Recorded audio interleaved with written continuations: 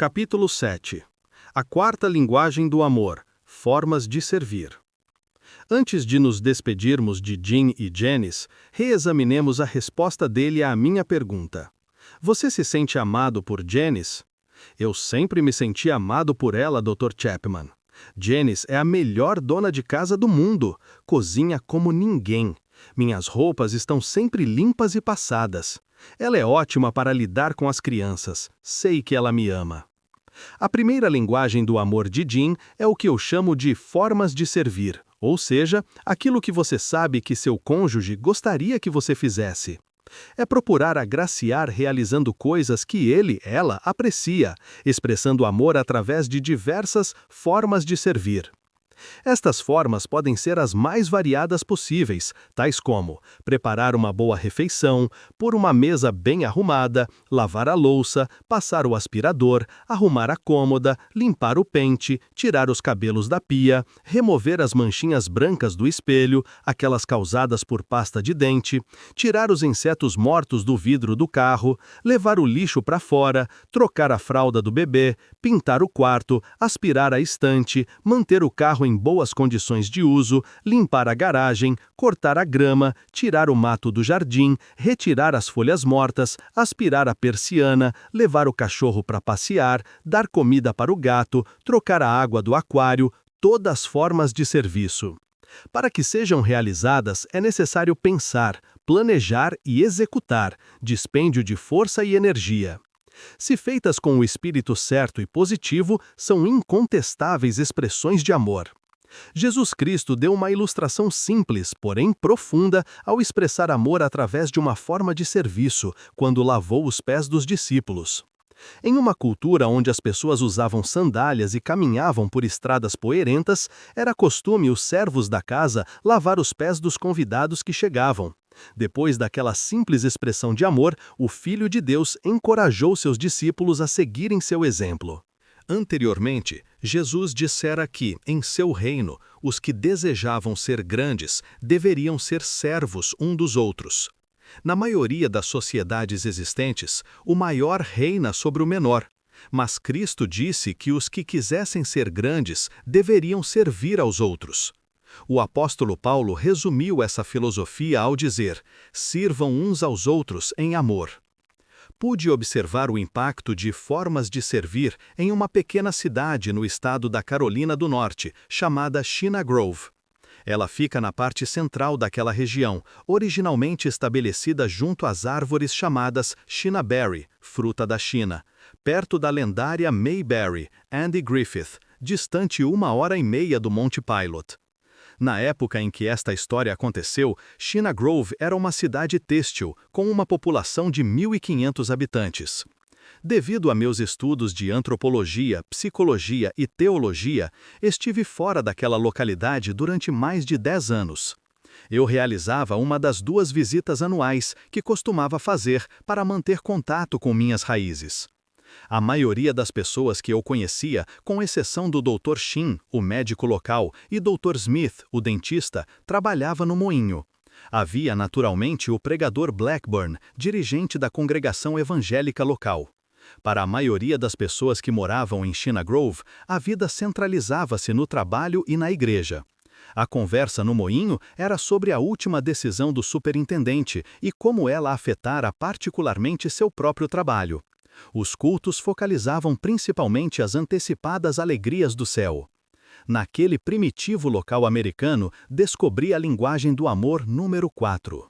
Estava em pé debaixo de uma árvore China Berry, após o culto de domingo, quando Mark e Mary aproximaram-se de mim.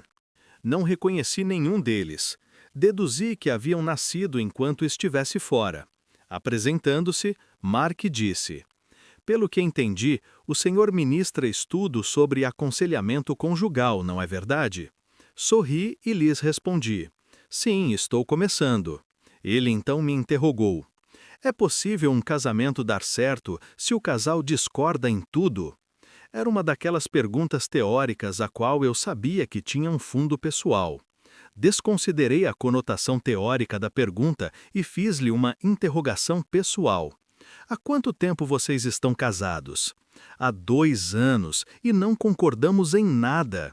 Dê-me algum exemplo. Bem, para começar, Mary não gosta que eu vá caçar. Trabalho a semana inteira no moinho e quando chegam os sábados, gosto de infiltrar-me na floresta. Não são todos os sábados, mas somente quando a temporada de caça está aberta. Mary, que estivera calada até então, disse: quando a estação de caça não está aberta, ele vai pescar. E não é verdade que ele caça somente nos sábados. Ele sai do trabalho para ir caçar. 1 ou 2 vezes por ano, tiro 2 ou 3 dias de licença e, juntamente com outros colegas, vamos caçar nas montanhas. Não vejo mal algum nisso. Em que mais vocês discordam? Perguntei.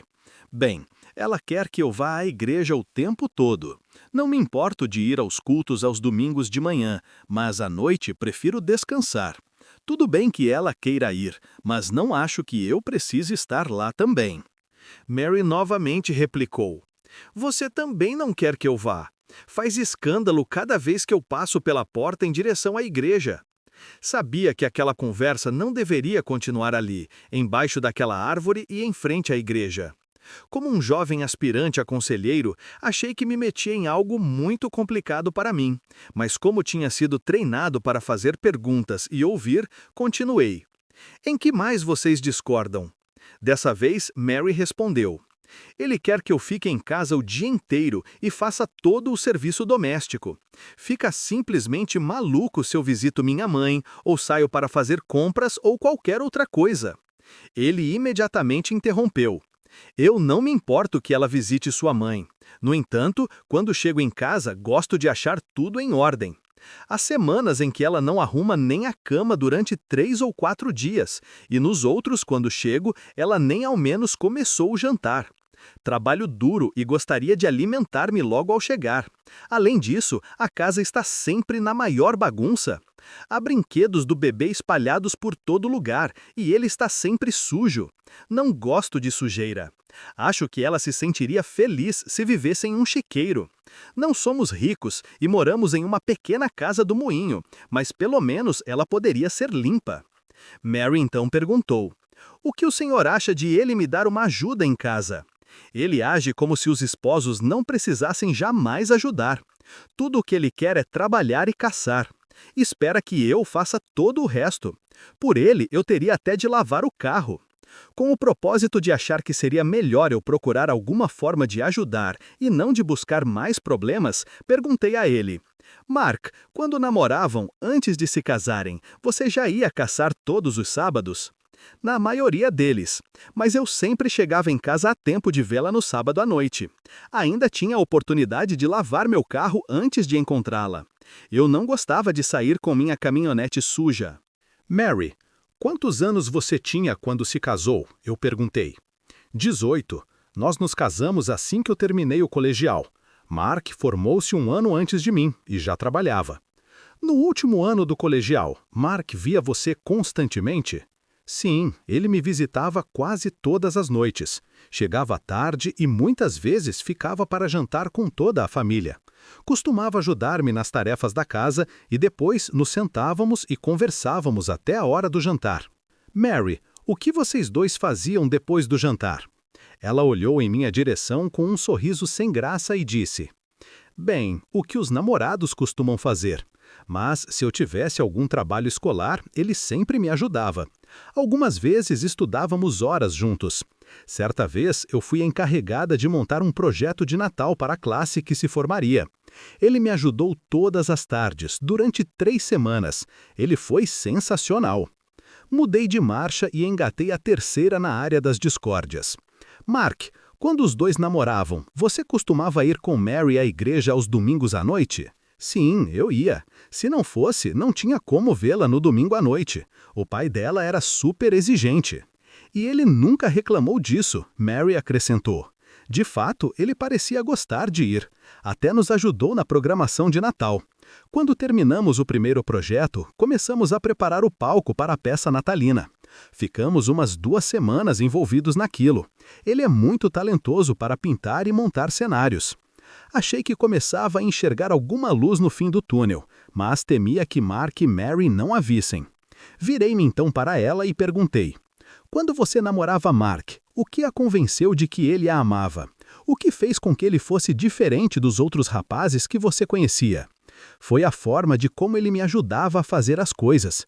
Ele tinha tanto entusiasmo em colaborar. Nenhum dos outros rapazes demonstrou esse tipo de interesse, mas parecia realmente natural em Mark. Ele chegava até a me ajudar a lavar a louça quando ia jantar em minha casa. Ele era a pessoa mais maravilhosa que eu já tinha conhecido. Mas foi só a gente casar e tudo mudou. Ele não fez mais nada. Dirigindo-me novamente para Mark, perguntei: em sua opinião, por que você acha que fazia todas aquelas coisas para ela e com ela, antes de casarem? Na época, para mim era natural fazê-las. É o que se espera que alguém nos faça, se esse alguém gosta de nós. E por que você acha que parou de ajudá-la depois do casamento? Perguntei. Eu acho que pensei ser como era em minha família. Meu pai trabalha e minha mãe toma conta da casa. Nunca ouvi aspirar o pó, lavar louça ou fazer qualquer outro serviço doméstico. Em virtude de minha mãe não trabalhar fora, ela mantinha a casa sempre limpa, cozinhava, lavava e passava. Acho que simplesmente pensei que deveria agir como meu pai. Torcendo para que ele raciocinasse como eu, perguntei: Mark, um minuto atrás, o que você ouviu Mary responder quando perguntei o que a fez sentir-se amada por você durante o namoro? Ele respondeu: o fato de eu ajudá-la a fazer as coisas e realizá-las ao lado dela. Os pedidos direcionam o amor, mas cobranças impedem que ele seja liberado. Ainda dirigi-me a Mark e perguntei: dá para você entender como ela se sentiu rejeitada quando você parou de ajudá-la?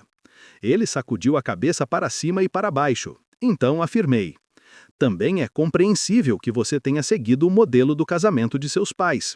A maioria de nós faz isso, mas sua mudança de comportamento com Mary foi muito radical. Isso fez com que ela achasse que seu amor por ela havia terminado. Depois virei-me para Mary e disse-lhe: o que você ouviu Mark responder quando perguntei a ele o porquê dele ajudá-la na época de namoro?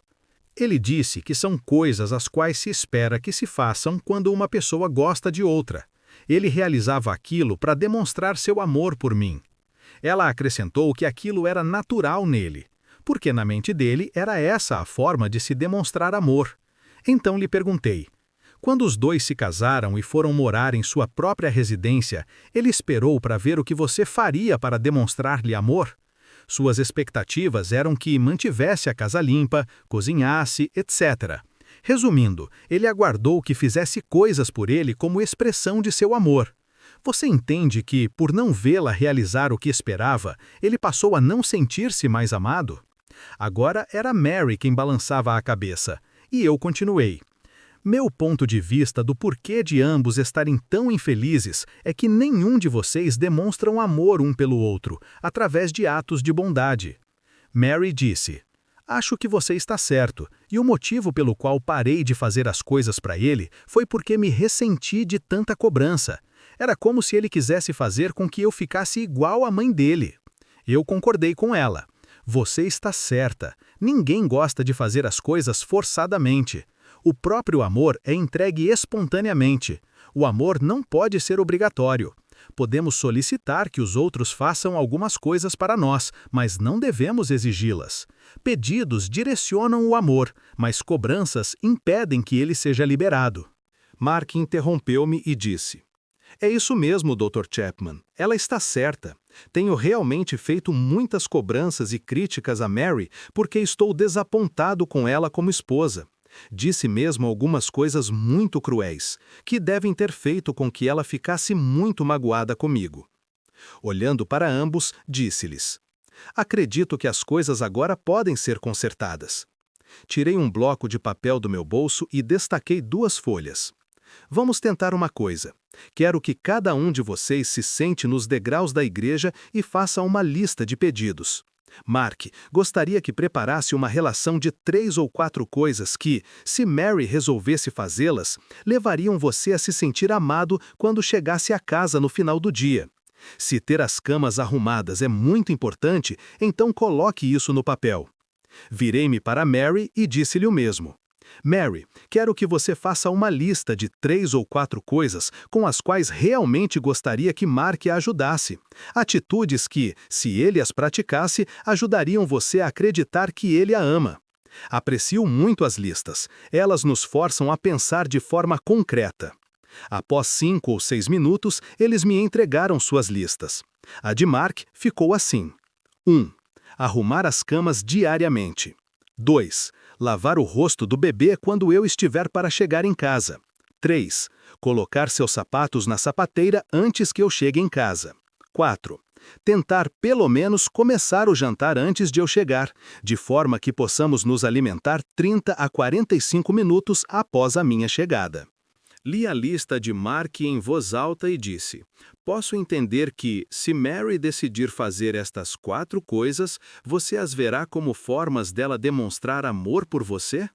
Ele respondeu: é isso mesmo. Se ela fizer estas 4 coisas, isso certamente cooperará muito para que eu mude minha atitude para com ela. Em seguida, li a lista de Mary. 1.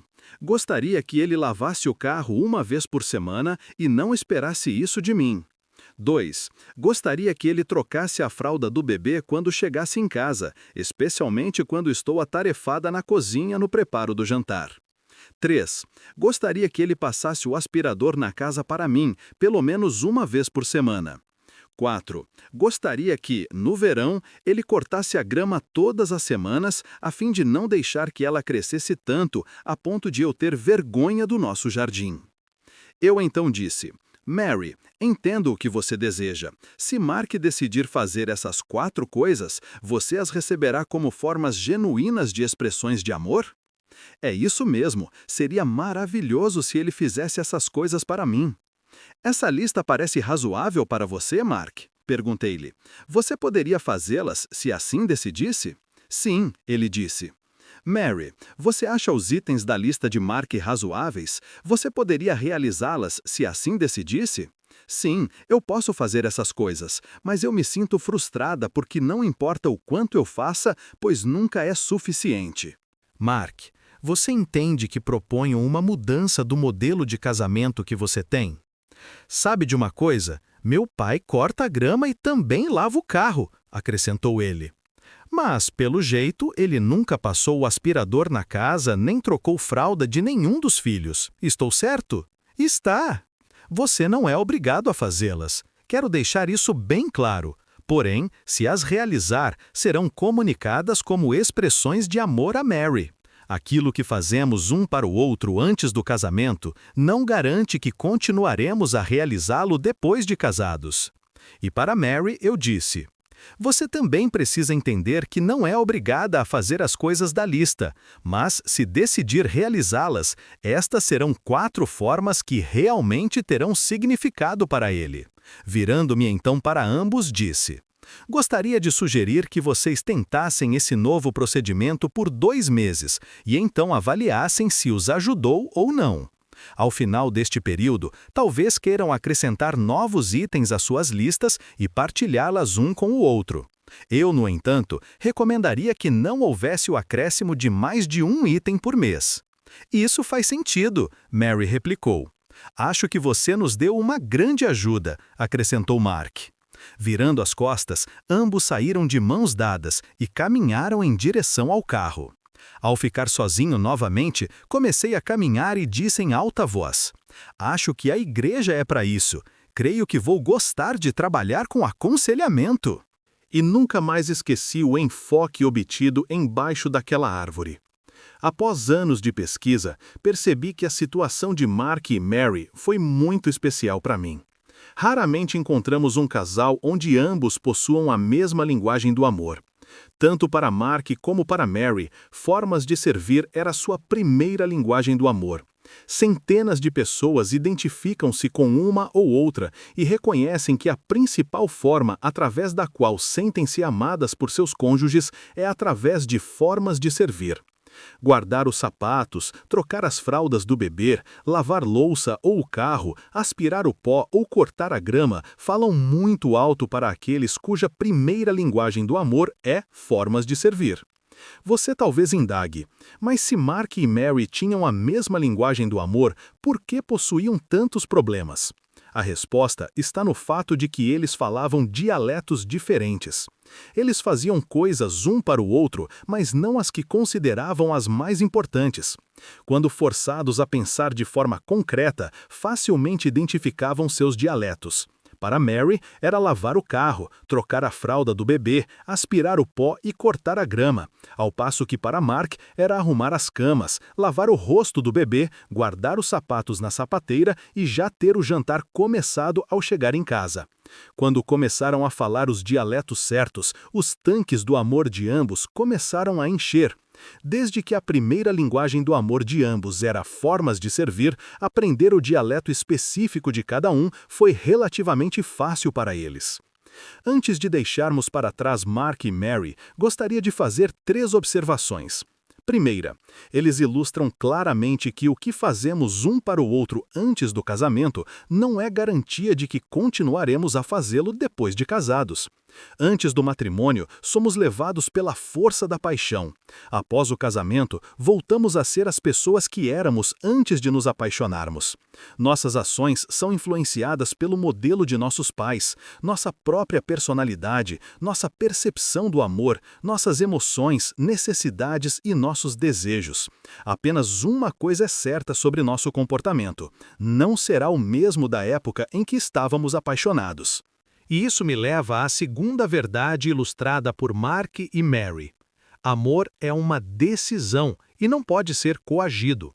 Mark e Mary criticavam o comportamento um do outro e não chegavam a lugar algum. A partir do ponto em que decidiram fazer pedidos um ao outro e não cobranças, o casamento tomou outro rumo. Críticas e cobranças não levam a lugar algum. O excesso de observações pode levar um cônjuge a concordar com o outro. Ele ou ela pode fazer as coisas do modo dela ou dele, mas, muito provavelmente, aquela não será uma expressão de amor. Você pode dar outra direção ao amor através de pedidos. Eu gostaria muito que lavasse o carro, trocasse a fralda do bebê, cortasse a grama. Porém, não há como colocarmos em alguém a vontade para tal.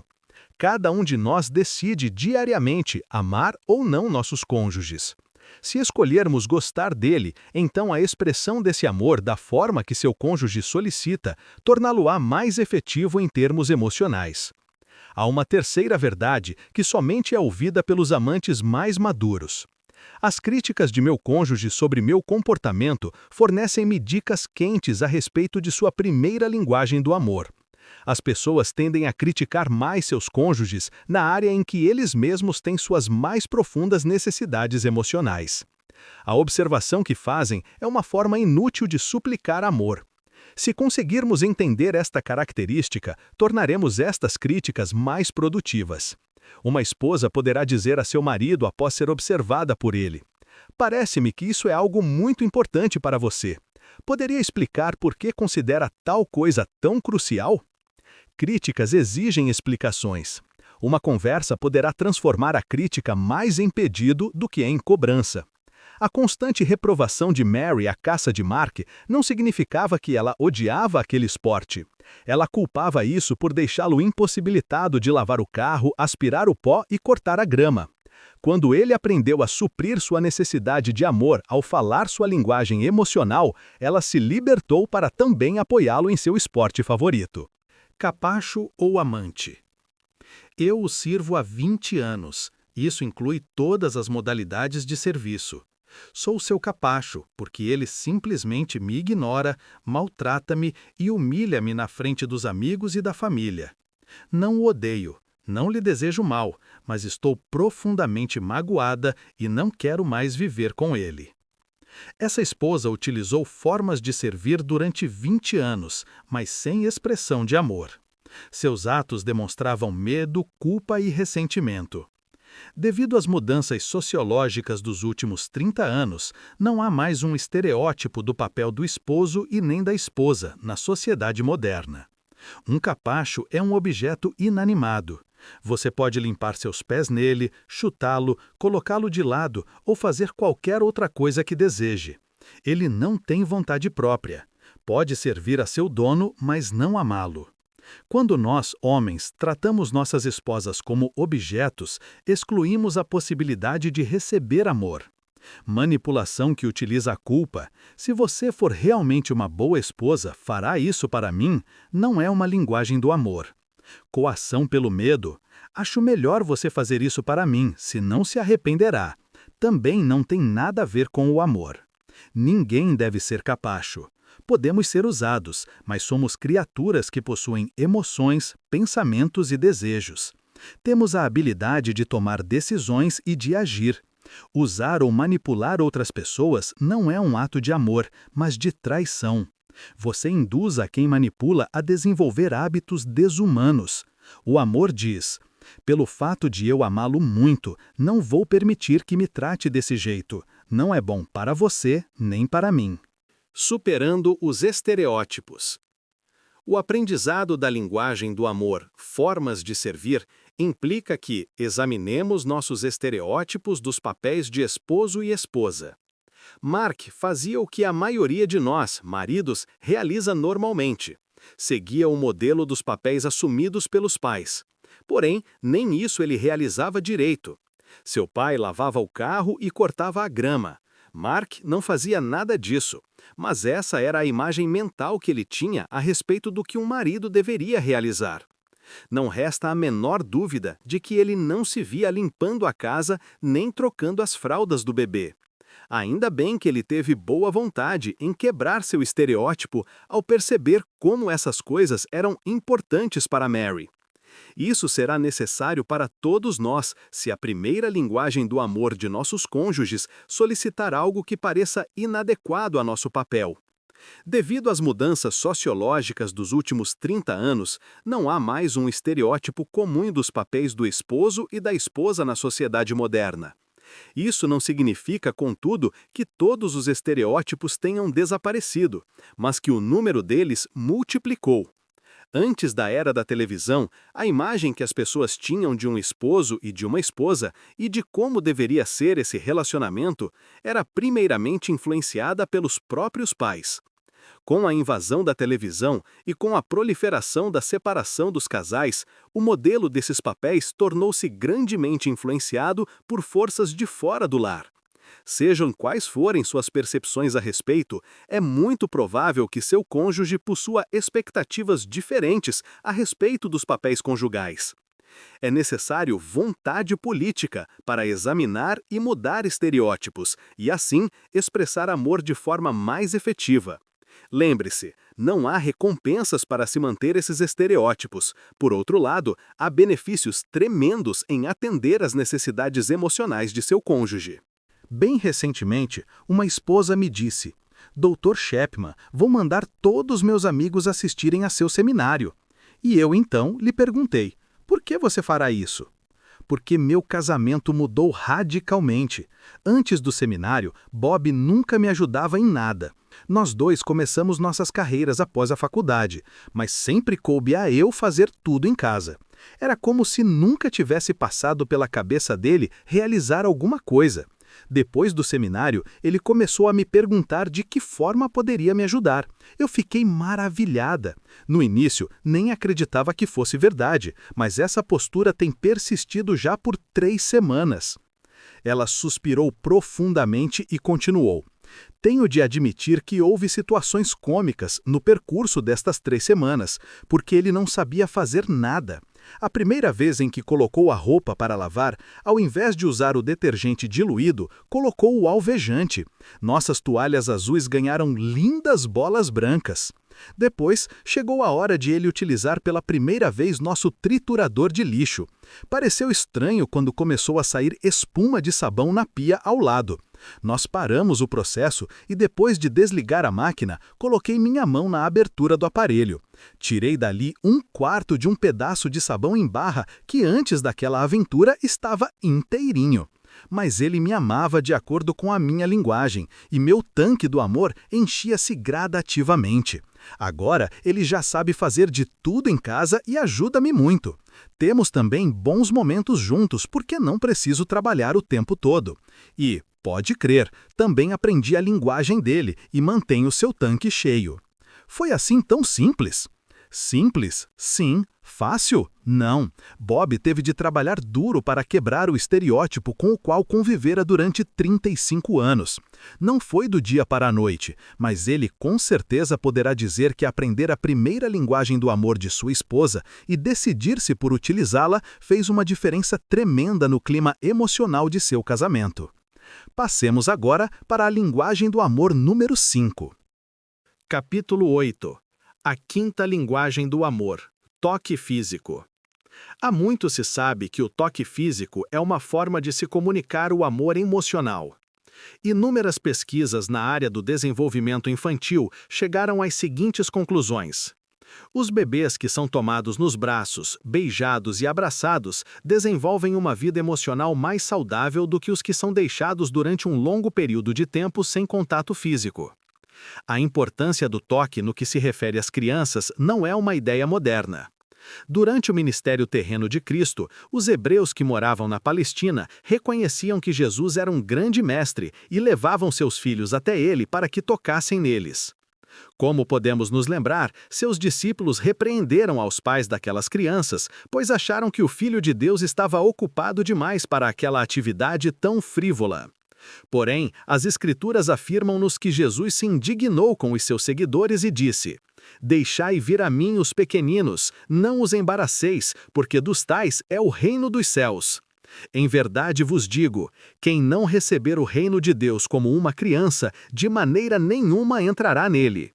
Então, tomando-as nos braços e impondo-lhes as mãos, as abençoava. Pais sábios, em qualquer cultura, também tocam seus filhos de forma amorosa. O toque físico é também um poderoso veículo de comunicação para transmitir o amor conjugal. Andar de mãos dadas, beijar, abraçar e manter relações sexuais são formas de se comunicar o amor emocional para o cônjuge. Os antigos costumavam dizer: "O caminho para se conquistar o coração de um homem é através de seu estômago." Muitos deles engordaram tanto a ponto de correrem risco de vida devido às esposas serem adeptas desta filosofia. Naturalmente, os antigos não se referiam ao coração físico, mas ao centro do romantismo. Seria mais adequado dizer: a forma de alcançar o coração de alguns homens é através de seus estômagos. Lembro-me bem das palavras de um certo marido. Dr. Chapman, minha esposa é uma cozinheira de forno e fogão. Ela gasta horas cozinhando, faz os pratos mais elaborados que existem. E quanto a mim? Sou um daqueles homens que apreciam purê e carne moída. Vivo dizendo que ela está gastando muito tempo na cozinha. Eu adoro comida simples. Ela fica aborrecida e diz que não gosto dela, mas eu a amo. Só desejaria que ela facilitasse as coisas para si mesma e não gastasse muito tempo com pratos tão trabalhosos. Dessa forma, passaríamos mais tempo juntos e ela teria mais energia para fazer outras coisas. Obviamente, essas outras coisas chegavam mais perto de seu coração do que refeições sofisticadas. A esposa daquele homem era emocionalmente frustrada. Ela cresceu em uma família onde a mãe era uma excelente cozinheira e o pai sabia apreciar seus esforços. Ela se lembrava de seu pai ter dito à sua mãe: "Quando me sento à mesa com uma refeição como esta diante de mim, torna-se fácil amá-la." Seu pai diariamente elogiava os quitutes feitos por sua mãe. Em particular e em público, ele elogiava os dotes culinários da esposa. Aquela filha aprendeu direitinho o modelo deixado por sua mãe. O problema é que ela não estava casada com seu próprio pai. Seu esposo possuía uma linguagem do amor muito diferente. Em minha conversa com aquele esposo, não levou muito tempo até eu descobrir que as outras coisas às quais ele se referia era sexo. Quando a esposa respondia positivamente no tocante à relação sexual, ele sentia segurança em seu amor. No entanto, quando por qualquer motivo ela se esquivava sexualmente do marido, nem toda sua habilidade culinária era suficiente para convencê-lo de que ela o amava. Ele não era contra os pratos elaborados, mas em seu coração eles não poderiam de forma alguma substituir aquilo que ele considerava amor. A relação sexual, porém, é somente um dialeto na linguagem do toque físico. Dos 5 sentidos, o do toque diferencia-se dos outros 4, pois não se limita a uma localização específica no nosso organismo. Pequenos receptores táteis acham-se espalhados ao longo de todo o corpo. Quando estes receptáculos são tocados ou apertados, os nervos carregam esses impulsos para o cérebro. Este os interpreta e percebemos o objeto do toque como quente ou frio, áspero ou macio. Causam dor ou prazer. Também os interpretamos como amorosos ou hostis. O toque físico pode iniciar ou terminar um relacionamento. Pode comunicar ódio ou amor. Algumas partes do corpo são mais sensíveis do que outras. A diferença deve-se ao fato dos pequenos receptores táteis não estarem espalhados aleatoriamente pelo nosso organismo, mas sim distribuídos em grupos. Portanto, a ponta da língua é altamente sensível ao toque, ao passo que atrás dos ombros é uma das partes mais insensíveis. As pontas dos dedos e a ponta do nariz também são áreas extremamente sensíveis. Nosso objetivo, no entanto, não é entender as bases neurológicas das sensações do toque, mas sim sua importância psicológica. O toque físico pode iniciar ou terminar um relacionamento. Pode comunicar ódio ou amor. A pessoa cuja primeira linguagem do amor é toque físico receberá uma mensagem que irá muito além das palavras "eu odeio você" ou "eu amo você". Um tapa no rosto é algo difícil para qualquer criança enfrentar, mas para aquela que possuir o toque físico como primeira linguagem do amor será devastador. Um abraço afetivo comunica amor a qualquer criança, mas aquela que possuir o toque físico como primeira linguagem do amor desfrutará de forma mais intensa aquele gesto, sentindo-se amada e segura. A mesma atitude é válida para os adultos. No casamento, o toque de amor existe em várias formas. Levando-se em conta que os receptores ao toque localizam-se por todo o corpo, um afago amoroso em qualquer parte pode comunicar amor a seu cônjuge. Isso não significa que todos os toques sejam iguais. Seu cônjuge apreciará alguns mais do que a outros. Seu melhor professor, sem dúvida alguma, será seu parceiro. Afinal de contas, ele ou ela é a quem você demonstrará amor. Ele ou ela sabe exatamente o tipo de toque que mais lhe agrada. Não insista em tocá-la de seu jeito e em seu tempo. Aprenda a falar o dialeto dele ou dela, pois alguns toques podem ser considerados desconfortáveis ou irritantes. A insistência em praticar tais atos pode comunicar o oposto ao amor. Talvez afirme que você não é sensível às necessidades dele ou dela e não se importa com a sua percepção de prazer. Não caia no erro de achar que o que lhe traz prazer também trará a seu cônjuge. Toques amorosos podem ser explícitos e exigir sua completa atenção, como afago nas costas e jogos sexuais que terminem em uma relação. Por outro lado, também podem ser implícitos e breves, como um toque nos ombros ao encher uma xícara de café ou um rápido roçar no corpo ao passar pela cozinha. Toques explícitos, naturalmente, levam mais tempo, não somente a prática deles em si, como também a percepção de como progredir quando se visa comunicar amor dessa forma ao cônjuge. Se uma massagem nas costas comunica eficazmente seu amor a seu parceiro, então todo o tempo, dinheiro e energia que você gastar para aprender a ser um boa massagista será, sem dúvida, um bom investimento. Se a relação sexual for o primeiro dialeto de seu parceiro, leia e converse sobre a arte do amor sexual de forma a aprimorar sua expressão de amar. Toques implícitos de amor levam menos tempo, porém desenvolvem o treinamento, especialmente se o toque físico não for sua primeira linguagem do amor, e se você cresceu em uma família onde as pessoas não se expressavam dessa forma. Sentar-se pertinho um do outro no sofá para assistir em televisão não exigirá tempo extra e poderá comunicar amor de forma abundante. Pequenos toques ao passar por seu cônjuge implicam frações de segundos. Afagos ao sair e ao chegar em casa podem envolver beijos e abraços ligeiros, mas falarão muito alto para seu parceiro. Uma vez que você descubra que o toque físico é a primeira linguagem do amor de seu cônjuge, sua única limitação é sua própria imaginação quanto às formas de expressar amor. Descobrir novas formas e lugares de toque pode ser um excitante desafio. Se você não for alguém que tem o hábito de tocar sob a mesa, descobrirá que essa prática poderá acender fagulhas quando jantarem fora. Você poderá encher o tanque do amor de seu cônjuge se caminharem de mãos dadas até chegarem ao carro, mesmo que você não tenha o hábito de fazer isso em público. Se você normalmente não beija seu cônjuge ao entrar no carro, poderá descobrir que este gesto tornará sua viagem mais atraente. Abraçar sua esposa antes dela sair para as compras poderá, além de expressar amor, trazê-la mais rápido para casa. Tente novos toques em novos lugares e pergunte a seu cônjuge o que sentiu, se os achou prazerosos ou não. Lembre-se, a última palavra é dele ou dela. Você está aprendendo a falar a língua dele ou dela. O corpo existe para ser tocado. Tudo o que há em mim reside em meu corpo. Tocar em mim significa afagá-lo. Afastar-se dele é distanciar-se de mim, emocionalmente. Em nossa sociedade, um aperto de mão comunica acordo e exclusividade. Quando, em raras ocasiões, um homem recusa apertar a mão de outro, a mensagem que essa atitude comunica é que as coisas não vão bem naquela amizade. Todas as sociedades possuem formas de toque físico como cumprimento social. A maioria dos homens americanos não se sente confortável com fortes abraços e beijos, mas na Europa eles têm a mesma função de um aperto de mão. Em cada sociedade, há formas adequadas e inadequadas de se tocar as pessoas do sexo oposto.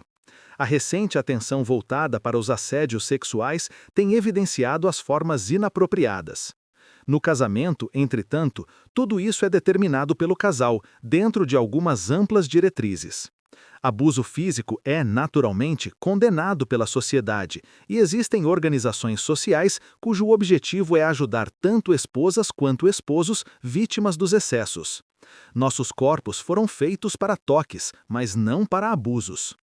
Se a primeira linguagem do amor de seu cônjuge for o toque físico, nada será mais importante do que abraçá-lo quando ele ou ela chorar. Este século caracteriza-se como a era da abertura e liberdade sexual. Essa conquista, porém, tem demonstrado que o casamento onde ambos os cônjuges são livres para ter relações sexuais com outros parceiros é uma ilusão. Os que não discordam disso por motivos morais não aceitam por razões emocionais. Há alguma coisa em nossa necessidade por intimidade e amor que não nos permite dar tal liberdade a nosso cônjuge. A dor emocional é profunda e a intimidade evapora-se quando tomamos conhecimento de que nosso cônjuge está envolvido sexualmente com outra pessoa. Os arquivos dos conselheiros estão repletos de registros de esposos e esposas que tentam superar o trauma emocional de um cônjuge infiel. Este problema, entretanto, é multiplicado para aquele cuja primeira linguagem do amor é o toque físico. É por isso que machuca tanto. O toque físico, como expressão do amor, agora é dado a outra pessoa. Não é que o tanque emocional tenha se esvaziado, o fato é que ele explodiu. Serão necessários inúmeros reparos para que aquelas necessidades emocionais sejam supridas. As crises e o toque físico. De forma mais ou menos instintiva, abraçamos uns aos outros em tempos de crise. Por quê? Pois o toque físico é um poderoso comunicador de amor. Em épocas difíceis, mais do que em qualquer outra, precisamos nos sentir amados. Nem sempre devemos mudar as situações, mas podemos superá-las se nos sentirmos amados. Todos os casamentos atravessam crises. A morte dos pais é inevitável. Acidentes automobilísticos aleijam e matam centenas de pessoas anualmente. Enfermidades não respeitam ninguém. Desapontamentos fazem parte da vida. A coisa mais importante a ser feita por seu cônjuge quando este atravessar alguma crise na vida é amá-lo. Se a primeira linguagem do amor de seu parceiro for o toque físico, nada será mais importante do que a abraçá-la quando ela chorar. Suas palavras talvez não tenham muita importância, mas o toque físico comunicará que você se preocupa com ele/ela. As crises propiciam uma oportunidade singular para se expressar amor. Toques afetuosos serão lembrados muito tempo ainda após as dificuldades terem passado. Porém, a ausência de seu toque talvez jamais seja esquecida. Desde minha primeira visita a West Palm Beach, na Flórida, muitos anos atrás, recebo com alegria os convites para voltar e dar meus seminários naquela região. Em uma dessas ocasiões, conheci Pete e Patsy. Eles não eram originários da Flórida, poucos o são, mas já moravam ali há 20 anos e sentiam-se em casa. Meu seminário fora promovido pela igreja local, e no percurso do aeroporto para a igreja, o pastor comunicou-me que Pete e Patsy haviam solicitado que eu passasse a noite na casa deles.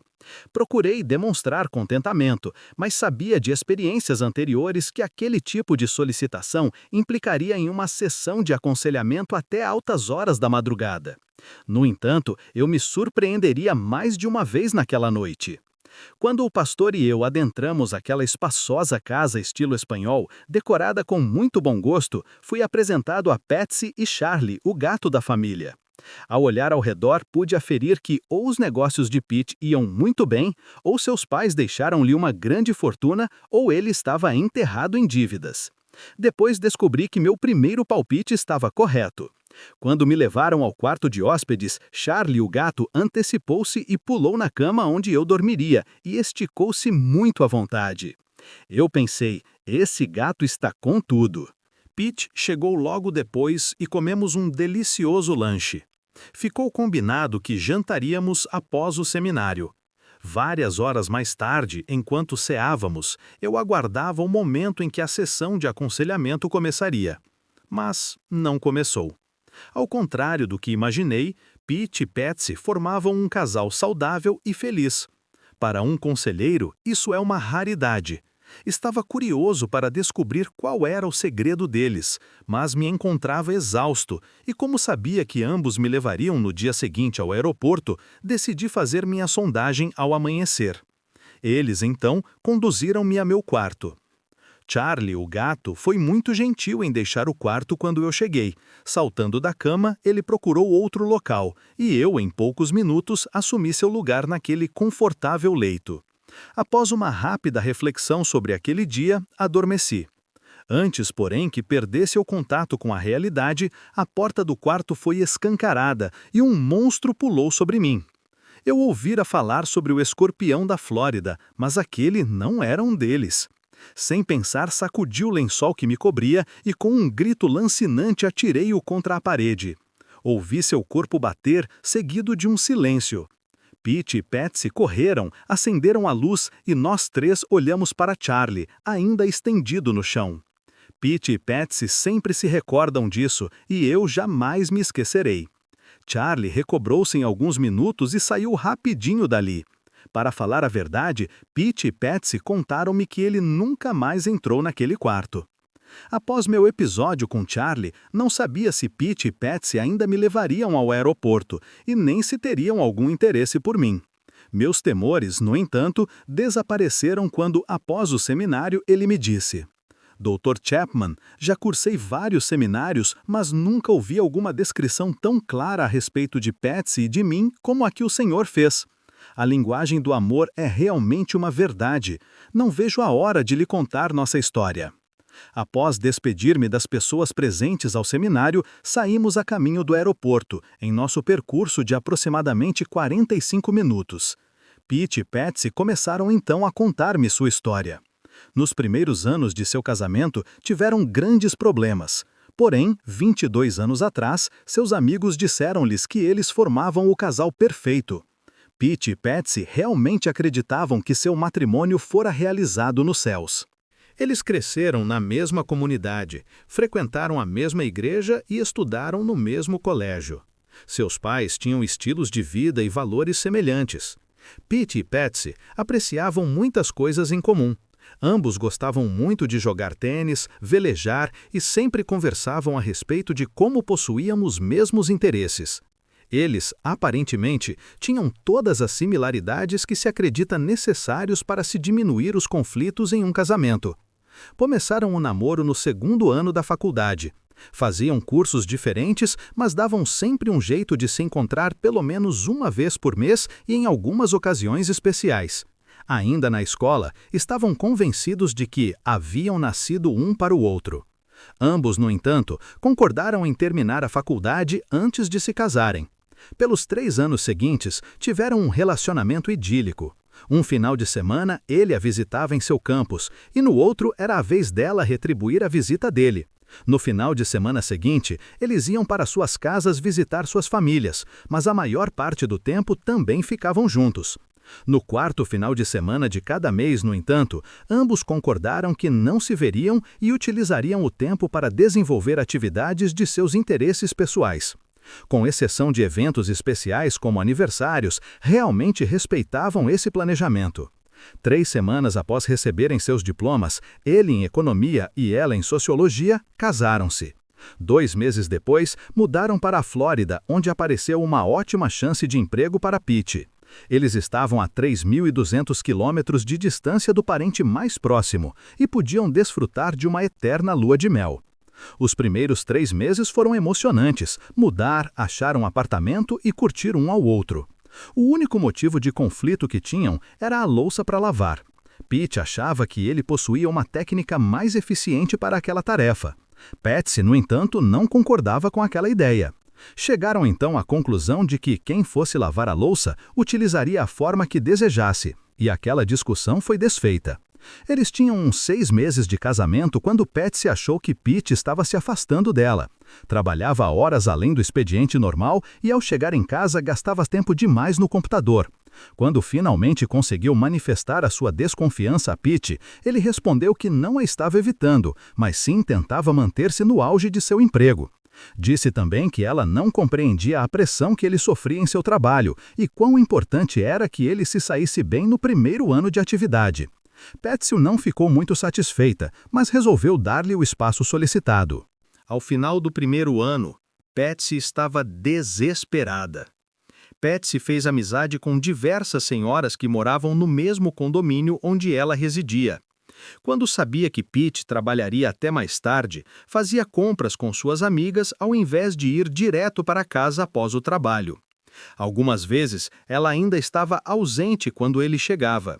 Aquilo o aborrecia muito e ele passou a acusá-la de negligência e irresponsabilidade. Patsy respondia: "Parece o roto falando do rasgado. Quem é o irresponsável? Você não se dá o luxo nem de me telefonar para avisar a que hora chegará em casa. Como eu posso esperá-lo se nem ao menos sei quando virá? E quando chega, fica o tempo todo colado naquela droga de computador. Você não precisa de uma esposa, tudo o que necessita é de um computador." Pete então respondeu em um tom de voz mais alto: "Eu preciso de uma esposa. Será que você não entende? O ponto é exatamente esse. Eu preciso de uma esposa." Mas Patsy não conseguia entender. Ela estava muito confusa. Em sua busca por respostas, foi a uma biblioteca pública e leu vários livros sobre casamento. Ela pensava: o casamento não pode ser desse jeito. Eu tenho que achar uma resposta para a nossa situação. Quando ele ia para o computador, ela pegava firme no livro. Durante várias noites, lia direto até meia-noite. Pete, ao se deitar, percebia o que ela fazia e lá vinham comentários sarcásticos, do tipo: "Se você tivesse lido todos esses livros quando estava na faculdade, teria tirado A em todas as matérias." Patsy respondia: "Só que eu não estou na faculdade, encontro-me casada e, no momento, ficaria muito satisfeita com um C." Pete então ia para a cama sem abrir mais a boca, apenas a olhava. Ao final do primeiro ano, Patsy estava desesperada.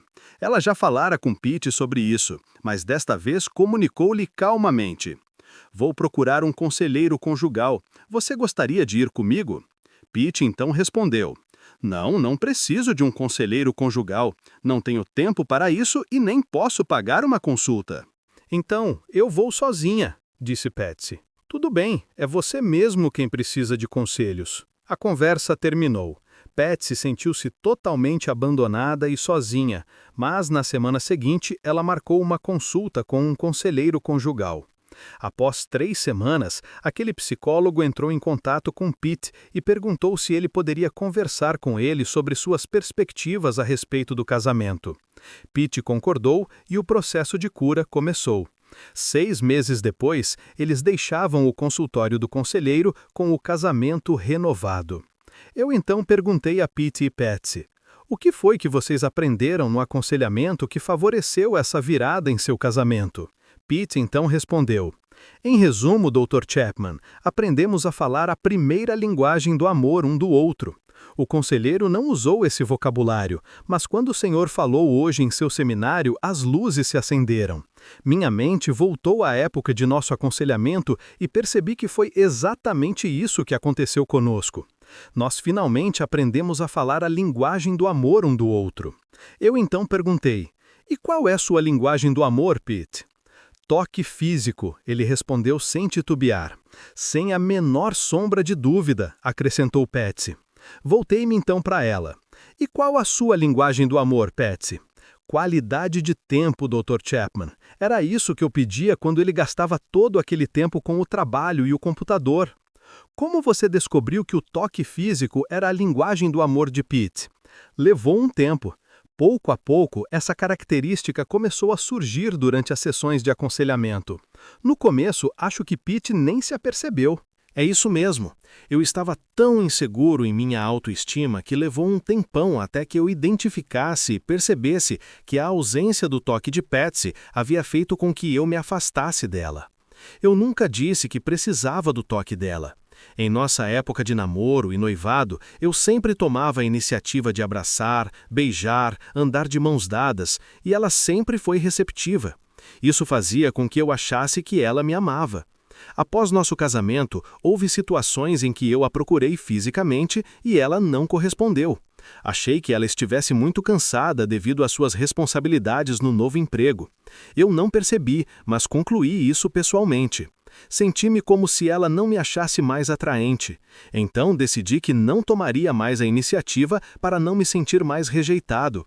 E esperei, para ver quanto tempo demoraria até que ela decidisse beijar-me, tocar-me ou demonstrar uma nova experiência sexual. Cheguei a esperar 6 semanas por um toque. Aquilo foi insuportável. Eu me afastava para ficar longe da dor que apertava quando estava com ela.